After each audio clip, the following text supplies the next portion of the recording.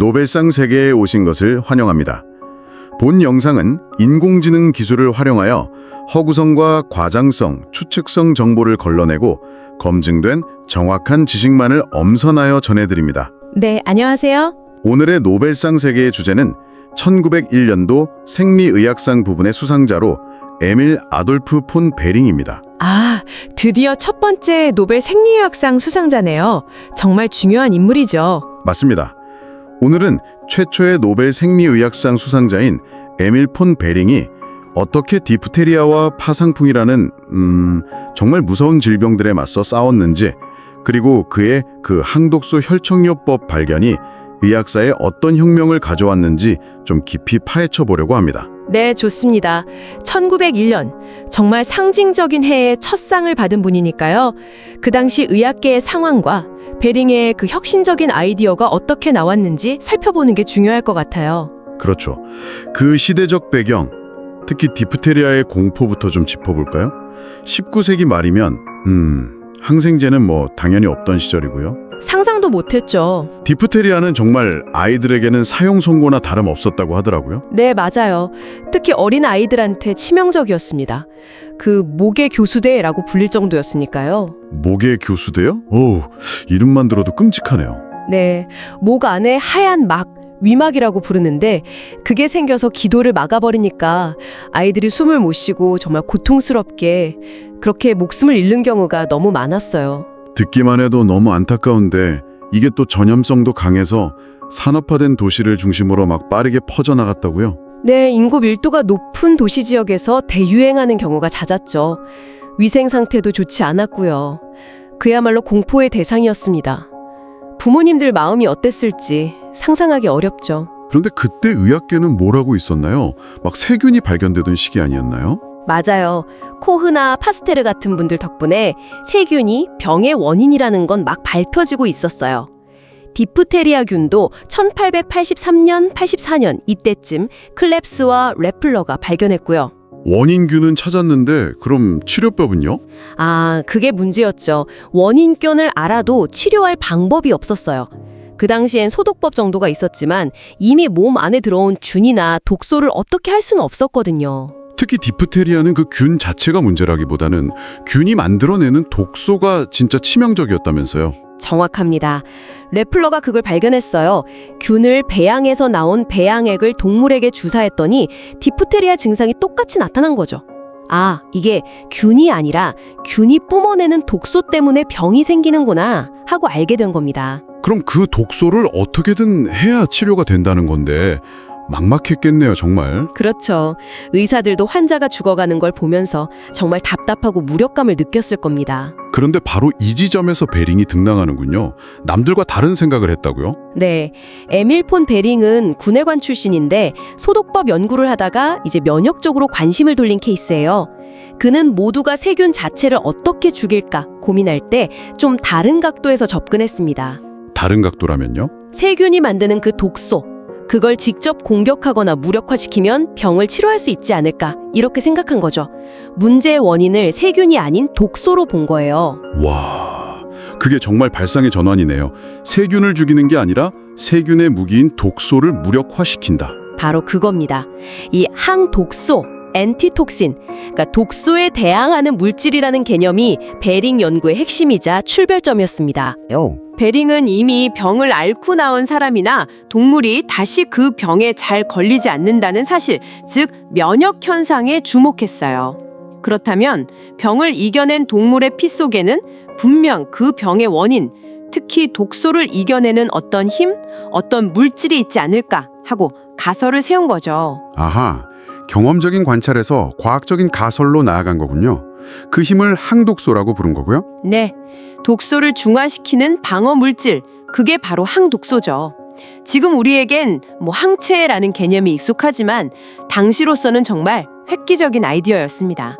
피 속에 그런 방어 물질이 있다는 생각 자체가요. 그 가설을 증명하기 위해서 이제 동물 실험에 막 몰두했겠군요. 그렇죠. 베링은 파스테르 연구소에서 일하던 에밀 루와 알렉상드르 예르생이 디프테리아 독소를 발견했다는 소식을 접하고 이걸 이용해서 실험을 설계합니다. 구체적으로 어떤 실험이었나요? 우선 디프테리아나 파상풍 독소를 아주 약하게 혹은 약독화시켜서 동물, 주로 기니피그나 토끼 같은 동물에게 반복적으로 주사하여 그럼 이 동물들은 면역력을 갖게 되겠죠? 네, 일종의 백신 접종 같은 거네요. 맞아요. 그렇게 면역이 된 동물의 혈액을 뽑아서 거기서 혈구세포를 제외한 액체 성분, 즉 혈청, 실험을 분리합니다. 이 혈청 안에 바로 항독소가 들어있을 거라고 가정한 거죠. 아하, 그 혈청을. 네, 그 혈청을 아직 면역되지 않은 다른 동물, 디프테리아나 파상풍 독소를 주입해서 병에 걸리게 한 동물에게 주사하는 겁니다. 결과는 어땠나요? 정말 효과가 있었어요? 놀라웠죠. 독소에 감염된 동물이 그 혈청 주사를 맞고 회복되는 것을 확인했어요.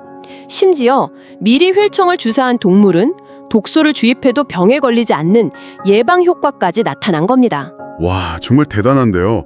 이게 바로 혈청요법의 탄생이군요.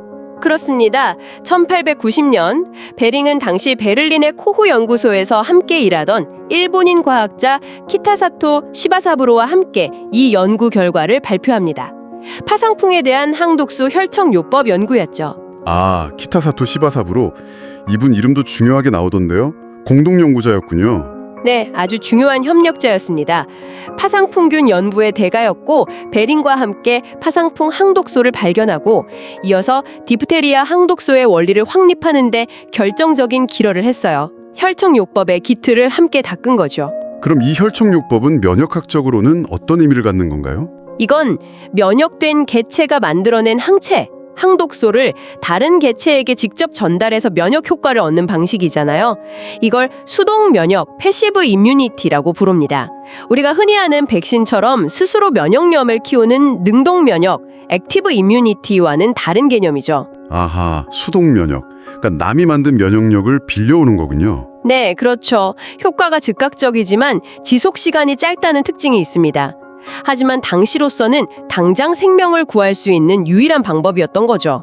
이 발견이 실험실에만 머물지 않고 바로 임상에 적용되었다는 점이 정말 대단한 것 같아요. 맞습니다. 베링은 이 혈청요법을 실제 디프테리아 환자 치료에 적용하기 위해 제약회사 획스트와 협력해서 대량 생산을 추진했어요. 1894년부터 디프테리아 항독소 혈청이 디프테리아 치료제 베링, 디프테리아 레메디 베링이라는 이름으로 공급되기 시작했습니다. 결과는 어땠나요? 정말 아이들을 살릴 수 있었어요? 네, 결과는 정말 극적이었습니다. 병원에 도입되자마자 디프테리아로 인한 사망률이 그 이전에는 50, 60%에 달했는데 이게 25% 이하로 어떤 보고에서는 15%까지 떨어졌다고 해요. 정말 수많은 어린이들의 생명을 구한 거죠. 우와, 50% 이상 사망률을 낮췄다니. 이건 기적이라고밖에 표현할 수가 없네요. 그렇죠. 당시 부모들에게 베링은 정말 아이들의 구세주로 여겨졌습니다. 자료에도 나오지만 파리 파스테르 연구소에서도 비슷한 연구를 했지만 베링처럼 빠르고 효과적으로 임상 적용과 대량 생산까지 이끌어내지는 못했거든요. 이런 엄청난 공로가 있었으니 1901년 노벨 생리학상 첫 수상자로 선정된 게 당연해 보이네요. 네, 노벨위원회도 바로 이 점을 높이 평가했습니다. 단순히 과학적 발견에 그치지 않고 의학 지식을 실험실 밖으로 끌어내어 실용적인 무기로 만들었고 이를 통해 의사들에게 질병과의 싸움에서 승리할 수 있는 방법을 제공했으며 수백만 명, 특히 아이들의 생명을 구했다 이렇게 평가했죠. 독일 황제 빌헬름 2세로부터 귀족자기, 폰까지 받아서 이름도 에밀 아돌프 폰 베링이 된 거고요. 네, 사회적으로도 최고의 영예를 아는 거죠. 그야말로 시대의 영웅이었습니다. 하지만 빛이 있으면 그림자도 있는 법이죠. 베링에게도 논란이 좀 따라다녔다고 하던데요. 네, 몇 가지 점들이 지적되곤 합니다. 우선 가장 많이 언급되는 것이 공동 연구자인 키타사토 시바사부로 박사가 노벨상을 함께 받지 못한 점이에요. 그 부분. 파상풍 연구는 분명 공동 연구였고 기여도도 상당했을 텐데 왜 베링만 받았을까요? 여러 가지 설이 있습니다. 당시 노벨위원회의 내부 사정, 서양 중심적인 시각이 작용했다는 주장도 있고요. 베링 자신이 키타사토의 기여를 좀 축소했다는 비판도 있고 또 파상풍보다는 당시 더 심각했던 디프테리아 치료법 개발에 베링의 공이 더 크다고 판단했을 수도 있고요. 명확한 이유는 사실 알기 어렵습니다만 많은 사람들이 아쉬워하는 부분이죠. 네, 과학계의 공정한 인정이라는 측면에서 보면 좀 씁쓸한 면이 있네요. 또 다른 논란은 없었나요? 베링이 나중에 혈청 생산을 위한 자기 회사를 설립해요. 베링 베르케라고. 이걸 통해 상당한 부를 축적하게 되는데 이걸 두고 과학적 발견을 상업적으로 너무 이용한 것 아니냐, 이런 비판도 제기되었습니다. 과학자의 연구 성과와 상업적 이익 사이의 경계, 이건 지금도 계속되는 논쟁거리 아닌가요? 그렇죠. 특히 생명을 다루는 의학 분야에서는 더 민감할 수밖에 없고요. 다만 당시에는 이런 윤리적 기준이나 규범이 지금처럼 명확하게 정립되지 않았던 과도기적 상황이었다는 점도 좀 고려해야 할 것 같습니다. 어쨌든 그의 혈청 생산 노력 덕분에 더 많은 사람들이 치료 혜택을 볼 수 있었던 것도 사실이니까요. 네, 그런 양면성이 있겠네요. 이런 논란에도 불구하고 베링의 업적 자체는 의학사에 정말 큰 획을 그은 거잖아요? 물론입니다. 그의 업적 자체를 폄하할 수는 없죠. 베링이 연 가능성은 정말 엄청납니다. 그럼 그의 발견이 현대 의학에는 구체적으로 어떤 유산을 남겼는지 좀 더 자세히 짚어볼까요? 베링의 항독소 개념과 수동 면역 원리는 면역학이라는 학문 분야를 여는데 결정적인 역할을 했습니다. 그의 연구는 이후 파울 에를리히 같은 후배 과학자들에게 큰 영감을 주었죠. 파울 에를리히요. 그분도 노벨상 수상자 아닌가요? 네, 맞습니다. 1908년에 면역학 연구로 노벨상을 받았죠. 에를리히는 베링의 연구를 바탕으로 항독소의 작용 메커니즘을 더 깊이 연구해서 유명한 측세설을 제시했고 이게 항체 이론의 기초가 되었습니다. 그러니까 베링의 문을 열고 에를리히가 그 안을 더 탐구해서 현대 면역학의 틀을 만들었다고 볼 수 있어요. 아, 베링에서 에를리히로 이어지는 계보가 있었군요. 네, 그리고 혈청요법 자체는 항생제가 개발되면서 사용 빈도가 줄긴 했지만 그 원리는 여전히 중요하게 활용되고 있습니다. 예를 들어 파상풍이나 뱀독에 물렸을 때 항독소 혈청을 주사하는 것이 바로 베링이 개발한 수동면역요법의 직접적인 계승이죠. 아, 그렇군요. 지금도 쓰이고 있는 거네요. 네, 그리고 더 나아가서 특정 항체만 골라서 만든 단클론 항체, 모노클로널 앤티바디를 이용한 치료제들 있잖아요. 류머티즘 관절염 치료제나 여러 종류의 항암제, 그리고 최근 코로나19 항체 치료제까지 이런 현대적인 항체 치료제들의 개발도 근본적으로는 베링이 밝혀낸 항독소, 즉 항체의 존재와 치료 가능성에서 출발했다고 볼 수 있습니다. 와, 생각보다 훨씬 더 광범위하게 영향을 미치고 있네요.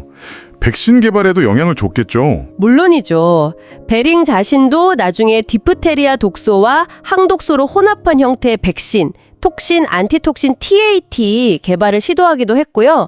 비록 그 자체는 널리 쓰이지 못했지만 질병 예방을 위한 면역 반응 유도라는 백신의 기본 원리를 이해하고 발전시키는데 그의 연구가 큰 바탕이 되었습니다. 현대 백신 기술 전체가 사실상 베링과 파스테르 등이 놓은 기초 위에 서 있는 거죠. 듣고 보니 베링이 단순히 하나의 치료법을 개발한 것을 넘어서 현대 면역학과 치료의학에 정말 중요한 초석을 놓은 거네요. 맞습니다. 그는 과학은 실험실에서 멈추어서는 안 된다는 말을 남겼다고 해요. 그 말처럼 자신의 연구 결과를 어떻게든 실제 환자들, 특히 죽어가는 아이들을 구하는 데 적용하려고 했던 그 실용적인 접근과 집념이 오늘날 우리가 누리는 많은 의학적 혜택의 시작점에 있었다고 할 수 있겠습니다. 네, 오늘 에밀 폰 베링의 이야기를 쭉 따라가 보니 정말 한 사람의 혁신적인 아이디어와 끈질긴 노력이 얼마나 많은 생명을 구하고 의학의 물줄기를 바꿀 수 있는지 생생하게 느낄 수 있었습니다. 단순히 질병의 원리를 밝히는 것을 넘어서 그 지식을 실제 치료법으로 전환시킨 선구자였네요. 그렇죠. 그의 이야기는 오늘날 우리에게도 여전히 많은 생각을 하게 만드는 것 같아요. 특히 획기적인 과학기술이 등장했을 때 그것이 가져올 인류 전체의 이익과 또 그것을 개발하고 보급하는 과정에서의 상업적인 활용, 그리고 그 과정에 기여한 여러 사람들에 대한 공정한 인정과 보상, 이 사이에서 어떻게 균형점을 찾아야 할 것인가 하는 문제는 베링의 시대를 지나 지금 우리에게도 여전히 중요한 질문으로 남아있는 것 같습니다. 네, 정말 생각해 볼 만한 지점이네요. 기술 발전의 혜택을 어떻게 나누고 그 과정의 윤리적 문제들을 어떻게 풀어갈 것인가. 오늘 베링의 사례를 통해 다시 한번 고민해 보게 됩니다. 네, 의미 있는 시간이었습니다. 노벨상 세계에서 다룰 영상도 기대해 주세요.